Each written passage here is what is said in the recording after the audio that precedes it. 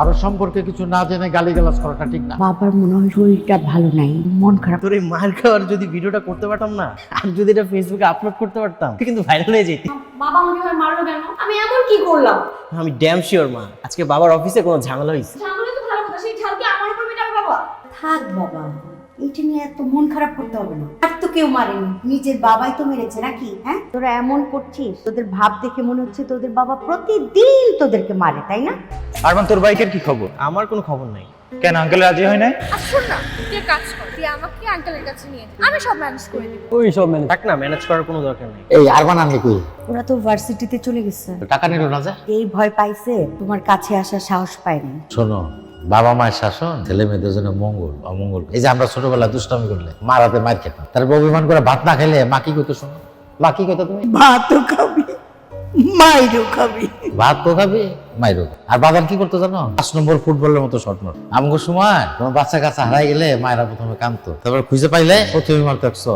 আর প্রত্যেকটা পোলাপানের যে যেখানে থাকুক না কেন, সন্ধ্যার আগে মগরিবের নামাজের আগে বাসায় পুষতে হবে, বুঝছো? আর এখনকার পোলাপানরে কিছুতে কিছু একটা কইলেই অভিমান করে বসে থাকে, কোনো কথা কওয়া যায় না। সবই ঠিক আছে, তো তোমার মেয়ে তো বড় হয়েছে, ভার্সিটিতে পড়ে, তারে আসলে চট দেওয়াটা তোমার ঠিক হয় নাই। তাছাড়া তুমি তো এর আগে ছেলে মেয়েদের এইভাবে শাসন করো নাই। তারা যখন যা করতে চাইছে তাই করতে দিছো, যা কিনতে চাইছে তাই কিনে দিছো। সেই তুমি এখন এই শাসনটা আরো অনেক আগেই করা উচিত ছিল, এটাই বলেছি। যাও, আমার ব্যাগটা দরকার। তাড়াতাড়ি আনো, তাড়াতাড়ি আনো। মনে হয় আইফোনের বাজেট এখনো পাস হয় নাই, তাই কি না বল? তুই কোনো কাজেরই না। আর আঙ্কেলকে একটু আইফোন ইম্পর্টেন্স বুঝিয়ে বললেই তো হয়। আর দামও তো বেশি না, 50,000 পাওয়া যাবে না? যে 50,000 টাকা আইফোন দিয়ে কি হয়? তুই বরং আঙ্কেলকে বল তোকে 1 লাখ টাকা দিয়ে একটা আইফোন কিনে দিতে। আমি তো আমার আইফোন দিয়ে রীতিমতো শর্ট ফিল্ম বানাচ্ছি। কি বানাচ্ছিস? Short film. তো সাবজেক্ট কি তোর বাসায় কুত্তা বিলাই? কি হলো? কি ভর্তা ভাজি ডাল এগুলো দিয়ে খাইতে ইচ্ছা করতেছে না নাকি? মাছ মাংস নাই? শোনো, অনেক পরিবার আছে যাদের একবেলা একটু ডাল ভাতও জোটে। বাবা, যতদিন পর্যন্ত তুমি আমাকে বাইক কিনে না দেবে ততদিন পর্যন্ত আমি ভার্সিটিতে যাবো। এটা আমার ফাইনাল। কি ধরনের কথা আরমান? হ্যাঁ, এটাই কথা, আর এটা আমার ফাইনাল কথা। গত 2 বছর ধরে শুধু দিচ্ছি দিব দেওয়ার কোনো নাম নাই। আমার ফ্রেন্ড শাও, ওর একটা পুরান বাইক আছে, তারপরে সে আরেকটা নতুন বাইক কিনে ফেলছে, আর আমি এখন পর্যন্ত একটা বাইক কিনতে পারলাম না। বাবা, আমার আইফোনের কি হলো? আমার আইফোন কিনে দিচ্ছ না? এইসব কথা এখন না বললে চলে না। দাদি, এখন বলবো না তো কখন বলবো? বাবা সেই সকালবেলা বের হয়, রাত 9টা-10টার দিকে বাসায়। হয়েছে বলছো, বাবা শুনছে, এখন খাও খাও। বাবা, এবার যদি তুমি আমাকে বাইক কিনে না দাও আমি ভার্সিটিতে যাবো। আরমান, আরে বাবু, খাওয়া ফেলে যেতে হয় না, আল্লাহ নারাজ হয়। কি ব্যাপার, তুই আবার উঠলি কেন? আমার আইফোন লাগ, এখন যদি না দাও।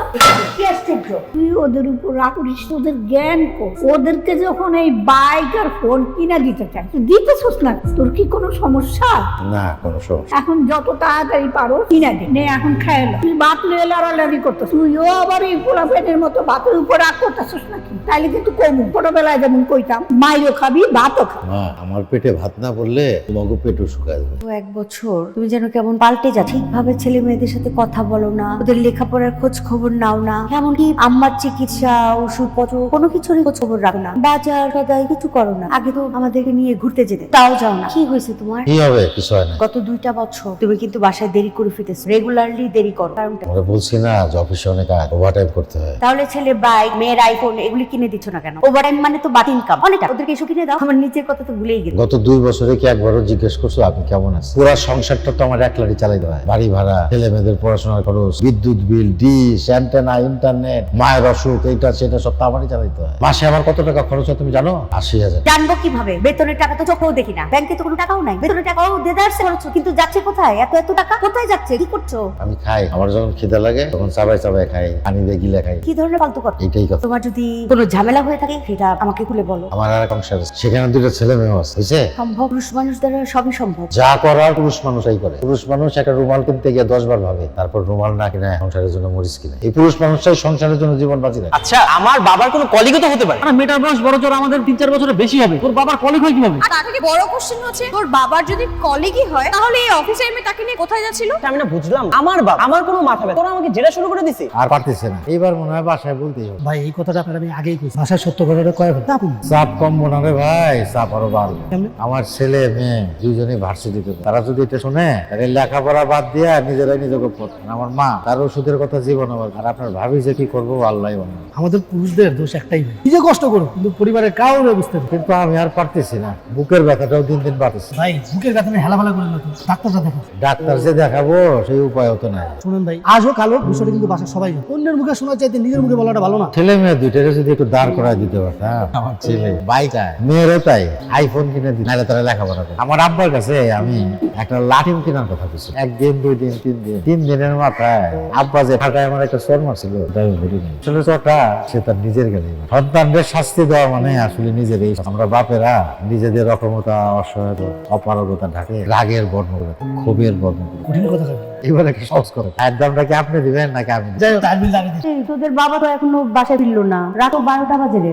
কি ব্যাপার, তুমি এত দেরি করে ফিরলা? তোমরা এখনো জেগে আছো কেন? ওরা তো আরো পরে ঘুমায়, তুমি অফিস থেকে ফিরে খেয়ে তাড়াতাড়ি শুয়ে পড়ো, সেই জন্য কিছুই জানো না। তোরা তো রাত জেগে কি করিস, লেখাপড়া করিস নাকি মোবাইল চালাস? আমি তোর জন্য সারাদিন এত পরিশ্রম করি আর তোরা মোবাইলে টাইম পাস করিস না। আমি কতদিন তোদের বলছি যে সন্ধ্যার পর মোবাইল চালাতে বন্ধু, আমার কথা কানে জানা না? আমার এমন কোনো সহায় সম্পত্তি নাই যে তোদের পড়াশোনা না করলেও চলবে। একটা কথা মনে রাখবা, মধ্যবিত্তের প্রধান অবলম্বন হচ্ছে লেখাপড়া। যদি জীবনে বড় হইতে চাও, শান্তি পাইতে চাও, তো মন দিয়ে লেখাপড়া করো। যাও এখন ঘুমাবে, যাও। বাবা আমার বাইক। আর মা, আমি ঘুমাইতে যাও। যাও। আমার আইফোন। এই আন্নি, তোমাদেরকে ঘুমাইতে যাইতে বলি নাই? যাও। দেখছো না, আমি এতক্ষণ যা বললাম ওদের কান দিয়ে ঢুকে না, আর ওদেরই বা দোষ দিলাম। ওরা সবাই তো আমার একটা টাকার মেশিন মনে করে, কার্ড ঢুকাই দিলেই আমার ভিতর থেকে গড়গড় করে টাকা পাই। এই যে আমি সারাদিন পরে ফিরলাম, তারপরে জিজ্ঞেস করছো যে আমি ভালো আছি কিনা, আমি খাইছি নাকি খাই নাই, তা মনে করবা কেন? তোমরা তো আমার মানুষ মনে করো না, তোমরা আমার মনে করো রোবট। আমি একটা রোবট। হাতে যাও, শুধু কি আকল জ্ঞান বলতে কিছু নাই? একটা সময় বাই যাওয়ার, মোবাইল যাওয়ার। মা, আমরা কখন চাইবো তুমিই বলো, বাবাকে আমরা কখন পাই? আমার বাইক চাই মানে আমার বাইক চাই। আমার আইফোন লাগবে মানে লাগবে, এটা তুমি বাবাকে বলে দিও।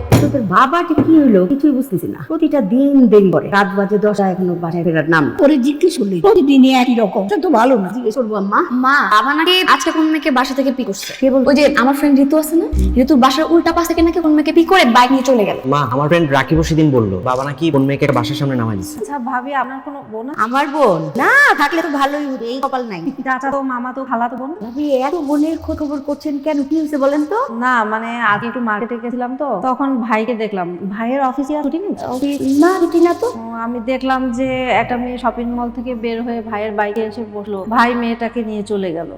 হ্যাঁ, আমি ভাবলাম যে ভাবির কোনো কাজিন বা আন্নির কোনো কাজিন টাজিন নিয়ে হয়তো ভাই মার্কেটে গেছে। হইতে পারে, আমাদেরকে সারপ্রাইজ দিবে এই জন্য জানাই না, তাই না মা? আপনার তো ভাবি কপাল, মায়ের মতো শাশুড়ি, সারপ্রাইজ দিনেওয়ালা হাজবেন্ড, আর আমার হয়েছে পোড়া কপাল। আসি ভাবি। না আন্টি, আরেকদিন আসবো। তোমার তো আগেই কইছি, পুরুষরা হয়েছে মোমের লাহান, আগুনের সামনে গেলে গইলা যায়। তোমাদের সাবধান করে কোনো লাভ হয় না, এখন থেকে সাবধান হয়ে যাও, বুঝছো? মেয়েটাকে, কোন মেয়েটা? যাকে তুমি বাসায় ড্রপ করো, যাকে বাসা থেকে পিক করে নিয়ে যাও, যাকে নিয়ে শপিং মলে যাও, কে মেয়েটা? আমি জানতে চাই মেয়েটাকে। কি যাতা বলতে? আমি মোটেও যাতা বলছি না আমজাদ, এখন আমার কাছে সবকিছু পানির মতো পরিষ্কার। আমি বুঝতে পারছি কেন তুমি ছেলে মেয়ের সাথে খারাপ ব্যবহার করো, কেন তুমি অফিস থেকে দেরি করে বাসায় ফেরো, কেন তুমি সবসময় রেগে থাকো। আমি এখন সবকিছু বুঝতে পারছি, সবকিছু আমার পরিষ্কার। কেন? কিন্তু তুমি বুঝতে পারছো না, তুমি কচি খোকা সেজে আছো, কিছুই বুঝতে পারছো না। তুমি ব্যাংকে জমানো টাকা, বেতনের সমস্ত টাকা পয়সা কোথায় কোথায় ওড়াচ্ছ, সবকিছু আমি বুঝি। আমি বুঝি না মনে করেছো? কোথায় ওরা? তোমার ছেলে মেয়েরা কত বড় হয়ে গেছে, তুমি কিনা এই বয়সে ছি ছি ছি। আরে আর কয়দিন পরে তো তোমার মেয়েকে বিয়ে দিতে হবে, আর তুমি কিনা এই বয়সে তুমি। তুমি কি বলতে চাচ্ছ পরিষ্কার করো? আরে পরিষ্কার করে বলতে হবে। বলছি শোনো, গত 1 বছর ধরে তোমার মেয়ে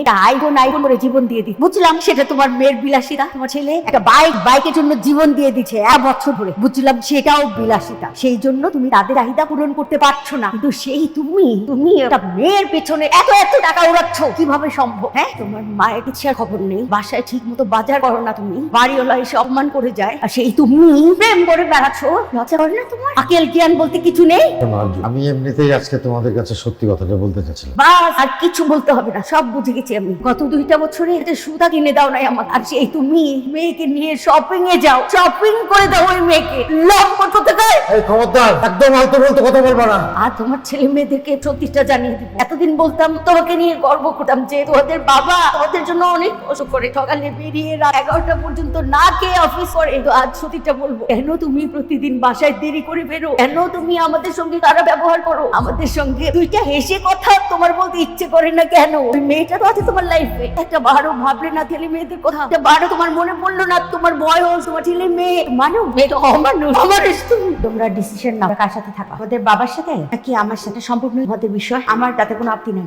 বৌমা বৌমা মাথাটা ঠান্ডা। অনেক মাথা ঠান্ডা রেখেছি আম্মা, অনেক ঠান্ডা রেখেছি। আর সহ্য করতে পারছি না আম্মা, অনেক কষ্ট হয়। কত বড় প্রতারণা আমার সাথে আম্মা, আর মাথা ঠান্ডা রাখতে পারছি না। ছেলে মেয়েগুলি বড় হয়েছে, ওদের কথা চিন্তা করো, পাগলামি করো না। আগলামি আম্মা আমি করছি না, আপনার ছেলে করছে, আপনার ছেলে। মা তুমি কি শিওর?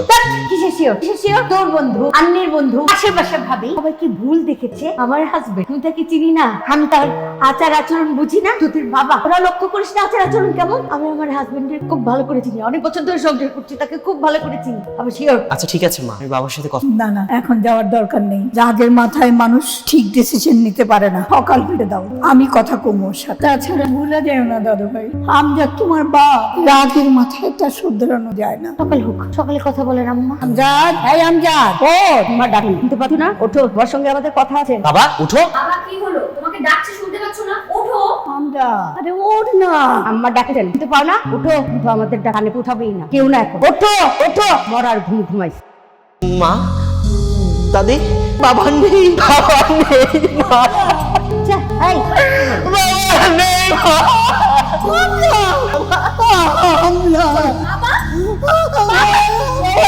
মা, আপনার ছেলে?